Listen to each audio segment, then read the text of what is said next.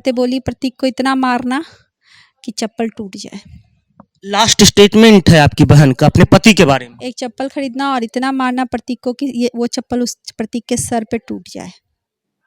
इतना प्रताड़ित किया था उस लड़की को। बोली कि मम्मी खाना बना के रखना, अच्छा खाना नहीं खाए हैं। 3 की ननद है, बोलती थी कि हाँ जितना लेकर आई हैं पैसा उतना का आप खा चुकी हैं, ये 5 स्टार होटल नहीं है और पैसा लाइएगा तब अच्छा खाना। ये स्टेटमेंट था एक लड़की का स्टेटमेंट था अपनी भाभी के लिए। जितना आप लेकर आई हैं उतना खा चुकी हैं और अगर खाना है तो ये 5 स्टार होटल नहीं है।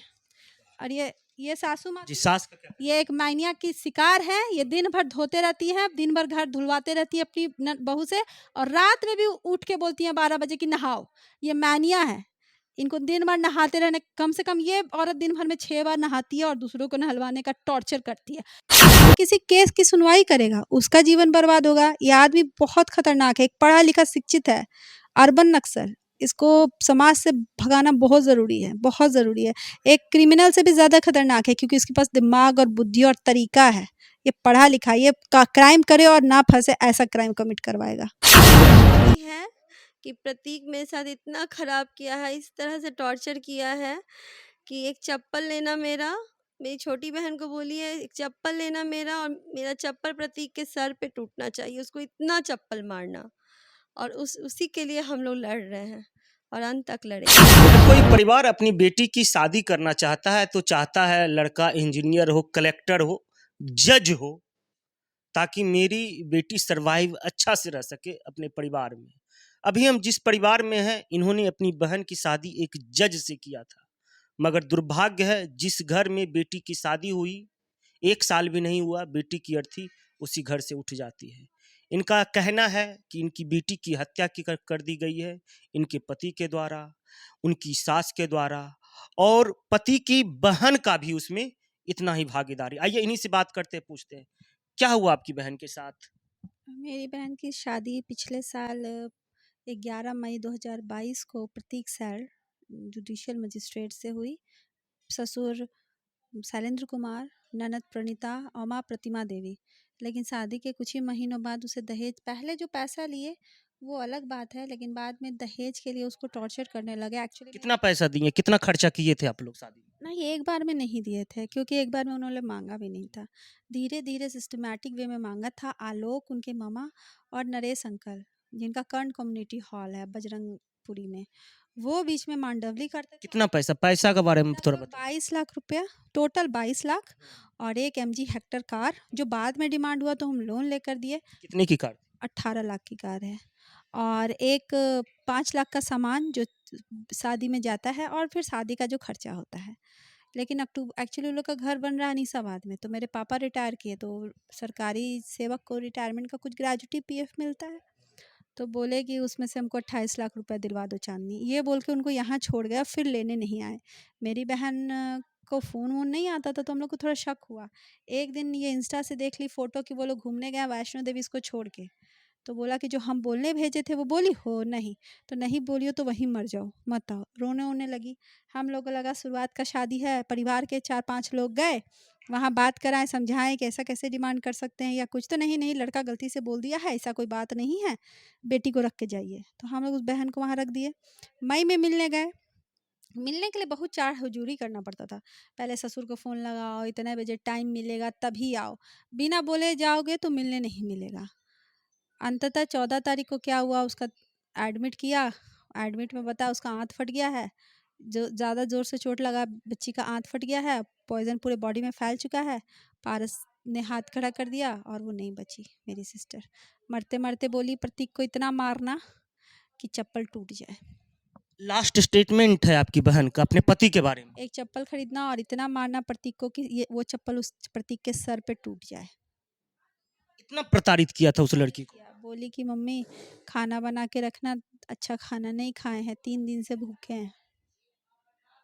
यानी कि जिस बहन की शादी में आपके पिताजी ने अपनी गाढ़ी कमाई उसमें डाल दी, लगभग हमको जिस तरह से आप बता रहे लगभग 50 लाख रुपया खर्चा कर चुके हैं। हम लोग बहुत सारा पैसा तो कर्जदार हो गया आज के डेट में। सरकारी सेवक के पास इतना पैसा नहीं होता है। बहुत सारा पैसा हम लोग को रोड से भी मैनेज करना पड़ा क्योंकि शादी गज चुके थे, वीडियो फोटो शूट हो चुका था। टूटने के बाद बिहार में अरेंज मैरिज बहुत मुश्किल हो जाता है, इस वजह से हम लोग इसको कैसे भी करके निभा दिए। कभी लेकिन सपना में कल्पना किए थे कि एक जज से शादी घर में करा रहे हैं और इस तरह से एक साल में आपकी बहन के साथ इस तरह की घटना हो जाएगी? जब आप जज जैसे पोस्ट को सुनते हैं तो इसके पीछे उनका एजुकेशनल क्वालिफिकेशन होता है, तो लगा एक बहुत पढ़ा लिखा शिक्षित व्यक्ति है, ये ऐसा कार्य कभी नहीं कर सकता। सुनने में भी अजीब लगता है, हम लोग भी भाप नहीं पाए। ये हम लोग का फेलियर है कि वो भेड़िए को हम लोग पहचान नहीं पाए। सुनने में आ रहा है जब भी आप बात करने की कोशिश करते थे हमेशा बोला जाता था एक प्रोटोकॉल होता है, हम बात नहीं करते। हाँ, बोले एक प्रोटोकॉल होता है, उसी के थ्रू बात होता है। जज का नंबर तुमको नहीं मिलेगा। जज हैं तो मेरे तो दामाद हैं ना। जज का नंबर नहीं मिलता है और बात करना है तो पापा से बात करना, पापा टाइम देंगे तब हमसे बात करना। तो जज साहब को दहेज लेने में, बीवी का फ़ोन हैक करने में, प्रताड़ित करने में, धमकी देने में प्रोटोकॉल नहीं था। यानी अपनी वाइफ को वो मोबाइल हैक करते थे। हाँ, हैक किए हुए थे। मेरी बहन 17 को गई है, 19 तक फ़ेसबुक पे एक्टिवेटेड है। फ़ेसबुक पे वो काम कर रही है। ये तो साइबर सेल को फ़ोन दोनों का ज़ब्त करे, सीडीआर निकलवाए और पता चले कि फ़ोन हैक था और उससे क्या-क्या क्राइम हुआ है। मेरे पास पर्याप्त सबूत है, हम सुप्रीम कोर्ट तक जाएँगे। आप लड़ाई लड़ने के लिए बहन को इंसाफ दिलाने के लिए तैयार हैं? बहन को इंसाफ दिलाने के लिए तैयार हैं क्योंकि मेरी बहन तो है नहीं। उसका असली चेहरा हम समाज के सामने लाने के लिए तैयार हैं कि आगे उसका कोई शिकार ना बने। वो आगे फिर किसी लड़की से शादी करेगा, उसका जीवन बर्बाद होगा। वो किसी केस की सुनवाई करेगा, उसका जीवन बर्बाद होगा। ये आदमी बहुत खतरनाक है, एक पढ़ा-लिखा शिक्षित है, अर्बन नक्सल। इसको समाज से भगाना बहुत ज़रूरी है, बहुत ज़रूरी है। एक क्रिमिनल से भी ज़्यादा खतरनाक है क्योंकि उसके पास दिमाग और बुद्धि और तरीका है।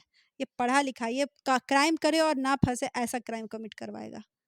किस तरह से इंसाफ दिलाइए? अभी क्या कुछ हुआ है अभी तक फिलहाल? एक एफआईआर हुआ है जो हम शास्त्री नगर में किए थे, लेकिन अपने रसूख का ये फ़ायदा उठा के अपने मतलब अपने एरिया में ट्रांसफ़र करा लिए हैं केस।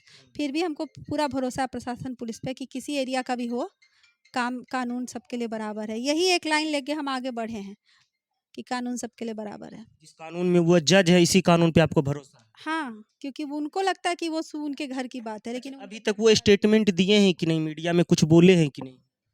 पता नहीं, नहीं दिए। हमको तो जहाँ तक समझ है कि वो नहीं दिए हैं, वो फरार चल रहे हैं। भागे हुए? भागे वो तो जिस समय बीवी को मारे थे उसके बाद ही भाग गए थे। हॉस्पिटल में भी बीवी के पास वो नहीं थे। पुलिस का क्या कहना है? केस के आयोग का ये क्या नहीं, कहना परिवार के लोगों ने उनको फ़ोन किया था तब आए थे। आयु का कहना है कि जाँच जारी है। अब आयु और थाना तो हमको समझ नहीं आता, लेकिन वो लोग का अपना केस पे है? आप कार्रवाई बोल कर। नहीं रहे कि पकड़ क्यों नहीं रहे? उनकी माँ को क्यों नहीं पकड़ रहे हैं? बहन को क्यों नहीं पकड़ रहे? ये सब माँग हम रखे हैं, ये सब माँग हम रखे हैं और बोल रहे हैं कि कार्रवाई होगा, नहीं होगा तब आप कहिएगा। मैं ठीक है। इनकी माँ से हम थोड़ा-सा बात करेंगे, थोड़ा-सा। जी, जी, बिल्कुल। आइए इनकी माँ से जिन्होंने अपनी एक फ़ोटो बेटी। हम दिखा देना हाँ, हाँ, चाहेंगे। ये फ़ोटो ये देख व्यक्ति लीजिए। जहाँ भी फरारी जहाँ ये पे भी व्यक्ति को देख ये लीजिए। व्यक्ति है, ये है उनकी ये उनका पति है, जज साहब हैं। यही दहेज शैलेंद्र प्रतीक सैल, ये उनकी ननद है। बोलती थी कि हाँ, जितना लेकर आई हैं पैसा उतना का आप खा चुकी हैं। ये 5 स्टार होटल नहीं है और पैसा लाइएगा तब अच्छा खाना ये मिलेगा। स्टेटमेंट था एक लड़की का लड़की का स्टेटमेंट था। अपनी भाभी के लिए। जितना आप लेकर आई हैं उतना खा चुकी हैं और अगर खाना है तो ये 5 स्टार होटल नहीं है। और ये सासू माँ जी, थी, सास का क्या कहना ये एक मानिया की शिकार है। ये दिन भर धोते रहती हैं, दिन भर घर धुलवाते रहती हैं अपनी बहू से और रात में भी उठ के बोलती हैं 12 बजे कि नहाओ। ये मानिया है, इनको दिन भर नहाते रहने, कम से कम ये औरत दिन भर में 6 बार नहाती है और दूसरों को नहलवाने का टॉर्चर करती है। तबीयत भी खराब है तो बोलती है पहले बाथरूम धोओगी पूरा, तब बाथरूम से बाहर आने देंगे। इतना कई बार हुआ है कि बहन मेरी नल खोल के खड़ी रही है कि हाँ हम खड़े हैं, हम रूम घर धो रहे हैं। कितना धोएगी घर? ठंडा में दिसंबर में उसका हाथ पैर बर्फ की तरह ठंडा हो जाता था घर धोते धोते। थोड़ा-सा माँ से बात कर बताइए इनकी सास को एक बीमारी थी जिसे के द्वारा टॉर्चर किया जा रहा था। अ, माँ है जिस लड़की को हमेशा नहाने के लिए बोला जाता था, क्या दिक्कत था जो उनको हमेशा नहाने के लिए बोला जाता था? वो बढ़ियाइन टाइप के थे, तो बोलती थी कि नहाओ, 1 घंटा नहाती, बोलती थी कि मम्मी इतना देर हमको नहीं नहाया जाता। तो फिर बोलती थी कि हमको नहाना ही पड़ेगा क्योंकि मेरी सास फिर बहुत हल्ला चिल्लाने लगती है। आपकी बेटी की हत्या हुई? हाँ, हत्या हुई। किसने किया? उसका पति, सास, ससुर पूरे फैमिली मिल के किया है। क्या चाह रही हैं सरकार से? वही न्याय के लिए तो गुहार लगा रहे हैं। 1 सप्ताह तो होने जा रहा है, अभी तक तो कुछ नहीं हुआ। पुलिस किसी को अभी तक धरपकड़ क्यों नहीं की? नहीं नहीं, कोई अरेस्टिंग कुछ नहीं हुआ है अभी तक। केस का आयोग कुछ बोलता है? अभी तक तो विजिट भी नहीं किया है। केस का आयु से कुछ पता नहीं, अभी तक कुछ नहीं, कोई नहीं आया है। कौन सा थाना का मामला है? आलमगंज थाना का है। क्या लग रहा है इतने बड़े पोस्ट पे, जज का ओहदा पे, क्या लग रहा है इंसाफ मिलेगा आपको? इंसाफ मिलेगा, लड़ाई अंत तक लड़ी जाएगी। छोड़ना नहीं है, गिव अप नहीं करना है। गिव अप तो किसी कीमत पे नहीं होगा। आपकी बहन का लास्ट स्टेटमेंट क्या था अपने पति के लिए, ये थोड़ा सा बता दीजिए। वो बोली है कि प्रतीक मेरे साथ इतना खराब किया है, इस तरह से टॉर्चर किया है कि एक चप्पल लेना मेरी छोटी बहन को बोली है, एक चप्पल लेना मेरा, और मेरा चप्पल प्रतीक के सर पे टूटना चाहिए, उसको इतना चप्पल मारना। और उसी के लिए हम लोग लड़ रहे हैं और अंत तक लड़ेंगे। एक पत्नी का स्टेटमेंट होता है कि मेरे पति को इतना चप्पल मारो कि चप्पल उसके सर पे टूट जाना चाहिए। तो सोच लीजिए कितनी मानसिक प्रताड़ना से वो बेटी गुजरी होगी। जिस लड़की ने कभी सपने में भी नहीं सोचा था कि हम इतने बड़े घर में शादी करेंगे, जिसके पिताजी, जिसके माँ ने लाखों रुपया खर्चा करके एक जज के घर में अपनी बेटी की शादी करता है। उसके बाद जब कुछ दिन बाद जब फैमिली वाले अपने दामाद से बात करना चाहते हैं तो उसमें भी बोला जाता है कि जज का प्रोटोकॉल है। प्रोटोकॉल आम आदमी के लिए हो सकता है, पर घर के फैमिली मेंबर के लिए कैसा प्रोटोकॉल है? लड़की पे दबाव बनाया जाता है पैसे के लिए, यानी कि बोला जाता है कि तुम अपने घर से 28 लाख रुपए लाओ तो हम फिर तुमको अपने घर पे रखेंगे। लगातार लड़की को प्रताड़ित किया जाता है, तो अंततोगत्वा लड़की हार जाती है और वह हमारे बीच आज नहीं है। और उनका लास्ट स्टेटमेंट है, मेरे पति को चप्पलों से मारो, जितना मार सकते हो। अब इन लोगों का घर परिवार का बस एक ही सहारा है, कानून, क्योंकि इनका कहना है कि वह जो लड़का है जिससे शादी हुई थी वह अर्बन नक्सल है, यानी पढ़ा लिखा क्रिमिनल है। वह इतना शातिर है, इनकी बहन को मार के वह आत्महत्या भी घोषित कर सकता है या फिर नेचुरल डेथ भी घोषित कर सकता है। मगर इनका साफ तौर पे कहना है कि हम गिव अप नहीं करेंगे, उस लड़के को हम सलाखों के पीछे पहुंचाएंगे। अगर वह सलाखों के पीछे नहीं जाता है तो भविष्य में हो सकता है और भी लड़कियों का वह भविष्य बर्बाद कर दे। आप लोग इस वीडियो को शेयर करें। शेयर करने से ज़्यादा है कि कमेंट करें। कमेंट करके बिहार पुलिस को आप लोग टैग कर सकते हैं ट्विटर पे। चंद्रा, जस्टिस फॉर चांदनी चंद्रा के नाम से हैशटैग आप जरूर मेंशन करें ताकि यह खबर ज़्यादा से ज़्यादा लोगों तक पहुंचे। धन्यवाद।